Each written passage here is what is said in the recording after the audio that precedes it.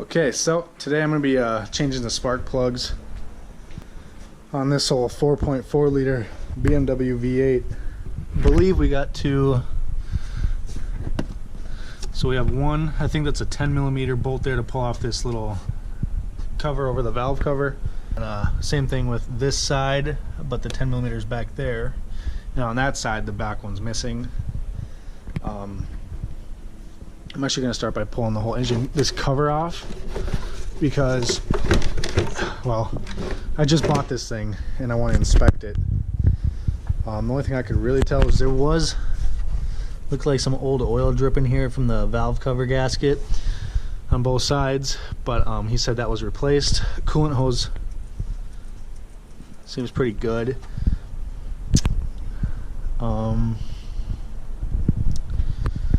A little bit of power steering stuff, fluid down here on the lines, but that's not bad. All these have that. So I'm gonna go ahead and pop that cover off. It's pretty much off. I think I have to just get something in the back of it, then pop the valve cover, like cover things off, and then we'll get access to the spark plugs. So on this one, cylinder 7 is misfiring, so it's running rough. So I'm hoping this will this is the deal for that. So yeah, I paid what I paid $900 after everything, after title transfer and everything for this. It's a 98 BMW 540i. It's going to be a flip car. I really want to keep it. Body's not the best, but it'd be a really fun project for me to learn stuff on. You see there's a little ding there. Same thing in the back. There's a little bit of a ding. Some rust, surface rust here and there. It'd be a great little project car. So it's only got 160k miles. New valve cover gaskets is what I'm told, but if they're not, I mean, you can always replace them. It's nothing, it's not crazy. I mean, they're right there. But yeah, I don't know. It's a fun car. The hood right here is dented in.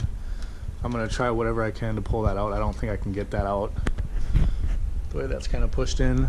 I'm gonna make sure the grills are okay. And yeah. All right, guys. So I've never worked on a BMW before, but so far so good. I mean, it's really easy so far.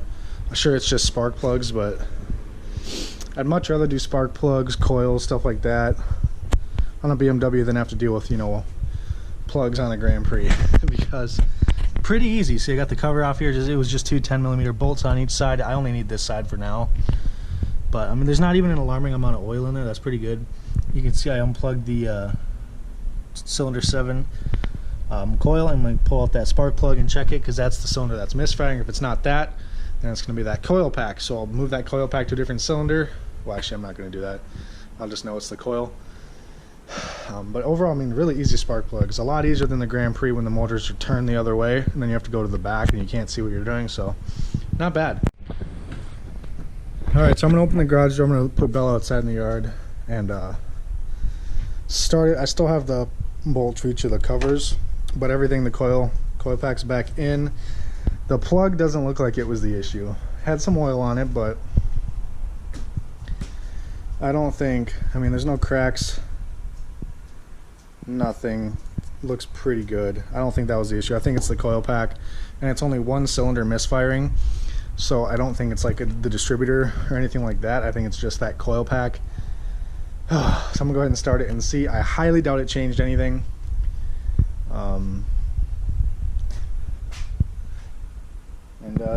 Yeah, so let's see. Make sure I had the firing order, or the cylinder order. Yeah, 7. That's the one I did.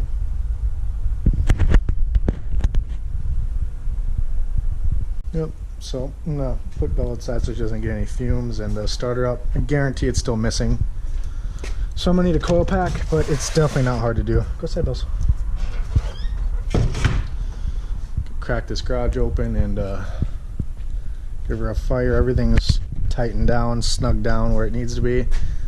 Start her up, and I'm pretty confident it's still gonna misfire. But at least you guys will get to hear what it's doing before I fix it.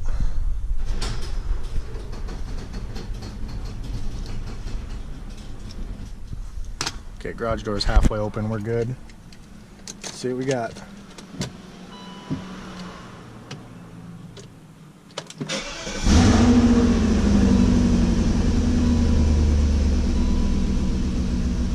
Oh my God.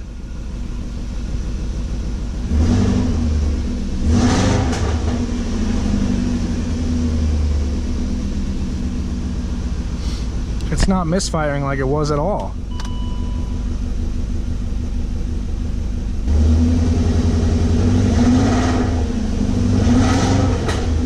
It's got a broken exhaust, but the car's not misfiring at all like it was. It still shakes at idle, but I don't know if that's just this car. Oh, the idle air, it also has a bad idle air control valve or sensor or whatever. That also pulled up on the engine code. It was the misfire and the idle air control, so I'm guessing the shaking idle is the idle air control. Now the only issue is the bad exhaust, I think. I don't know. It's running a lot smoother right now. But look at my hand. That's the shake. That's gotta be the idle air control thing though. I don't know.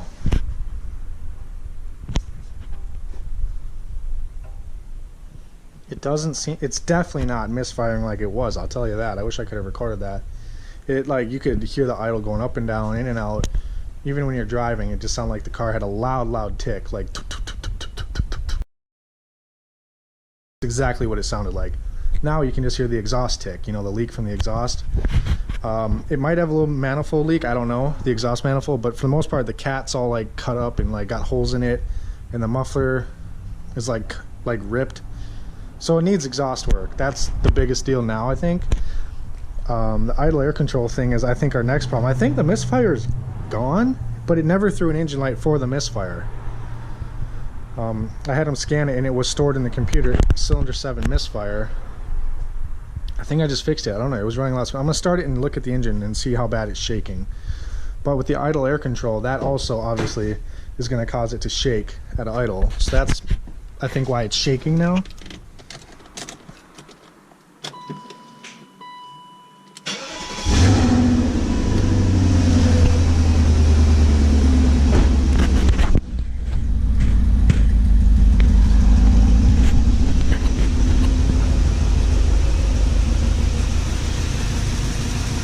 Oh yeah, no more misfire. It's smooth as smooth.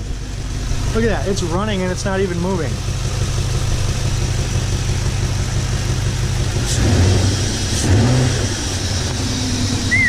To fix the idle air control and then the exhaust, and I think she'll be a-okay. That's awesome. Because yeah, the idle was incredibly rough before, the driving was rough, and it was definitely not running on all cylinders. Now it's definitely running on all cylinders. So I guess it was just a spark plug. Oh man, I'm excited.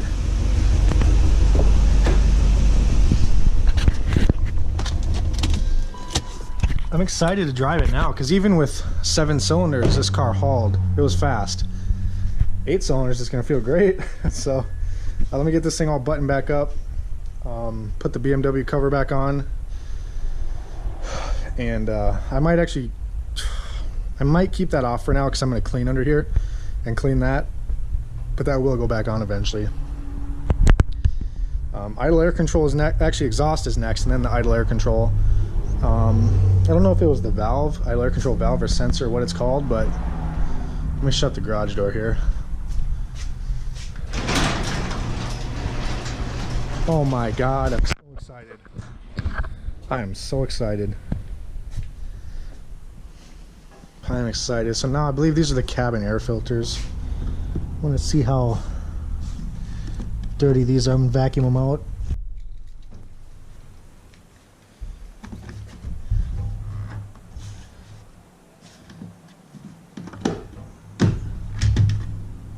Holy. That's pretty dirty, so I'm gonna go ahead and vacuum that out the best I can. I'll get a new filter eventually. I'm gonna vacuum all that out. Same thing with the other side. Oh man, I love this car. If you guys look online, I guarantee you, of running and driving 540i, you will not find one for under 2,800 bucks probably. And this one's solid, you know. It's solid. Just has some little things here and there to work out, but at least it's got really nice window tint. It's actually the good stuff. I actually have the receipt for it from the previous owner. He had it done. It looks amazing. It is carbon ceramic SunTech tint, so That's some good tint. You know, it's not cheap. About 220 bucks to get that done all around. And the sunroof is tinted too. So I'm gonna go ahead and clean this one out, see how this guy looks. So it was got everything buttoned up under the hood, shut the hood. I did add about a little bit under a quart of oil. It was about half a quart low, so I just added about 3/4 a quart. So that's good to go. We're running a lot better now. I buffed out all the white right there that I could, so that's looking a lot better now. It's just like that crinkle, unfortunately. I have gray primer on the wheels right now. I sanded some rust spots wherever there was rust, any surface rust, and thank God it was all surface. Sanded it all, put some primer, and the wheels are primed. This is just rust from sanding, but yeah. And I did tape off the keyhole. You know, I taped it and then cut out the circle. And then the only other rust areas were, let's see, right here. It's all primed, and once the primer dries in a minute or two here, I'm gonna go around the wheels. I'm painting the wheels black. They're really pitted and stuff in between all the spokes, and they have some like rust and like grime kind of stained into the color. So I'm gonna go ahead and paint those. I think this is like a satin black.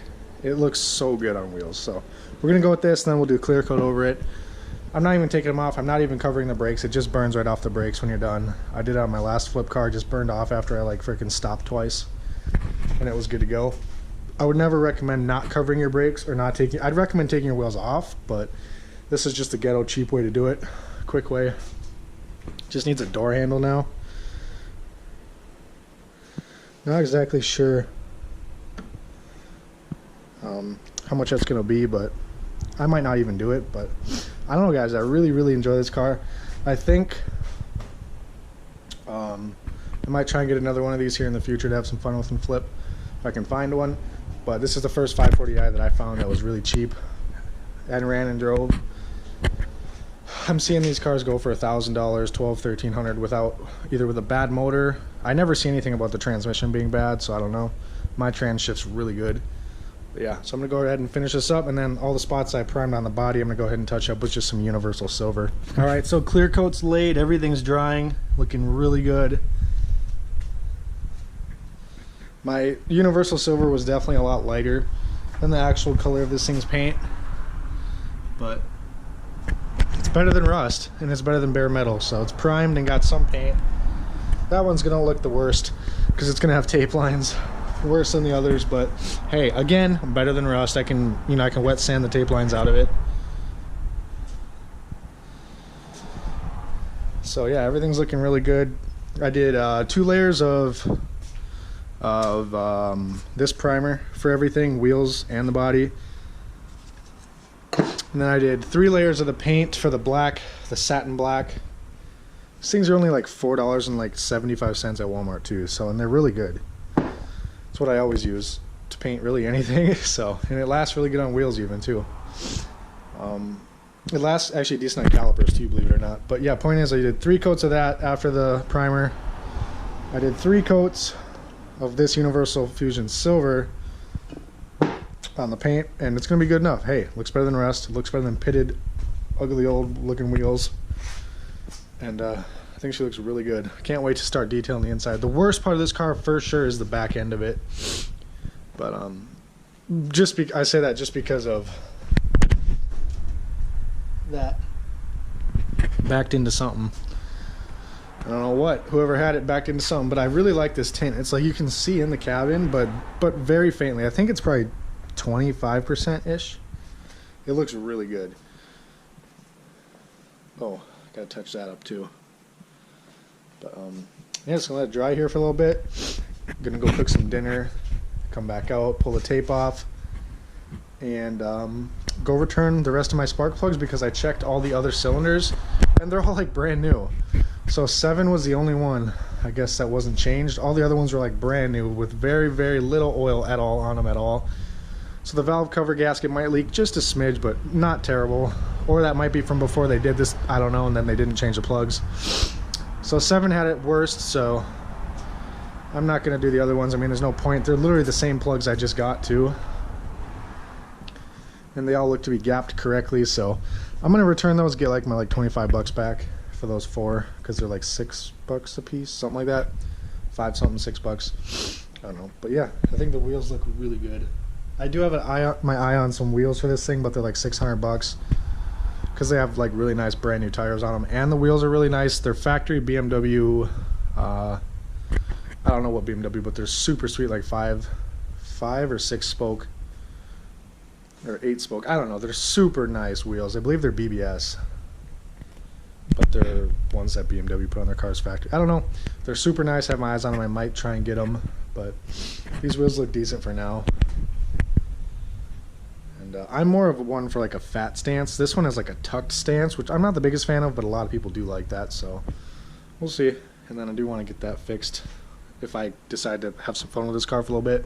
If not, I mean, I didn't even notice that when I walked around the front of it. It almost looked like it was supposed to be kind of in like that at night. I'm in the light, obviously, but yeah, it's not a bad little car to have some fun with and just beat around, not really worry. My insurance on this thing, from the Grand Prix GTX, I don't know what I was paying exactly, but from that to this only went up $10 a month, like $10.30 a month, so it's pretty good.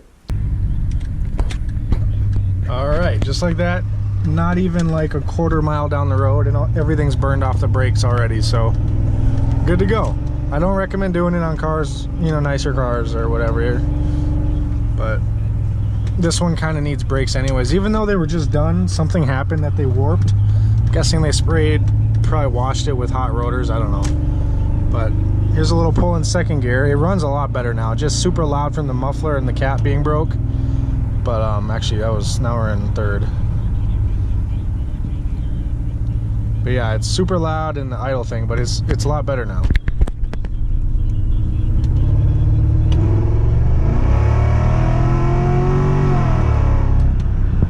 About half throttle.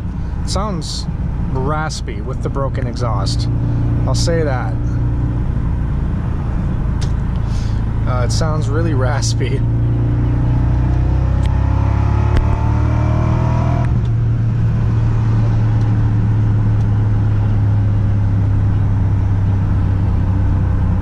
Definitely running on all cylinders though. It feels awesome.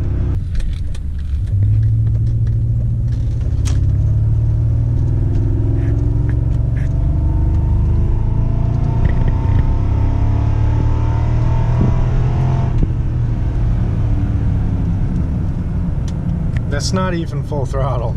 This thing is really fun.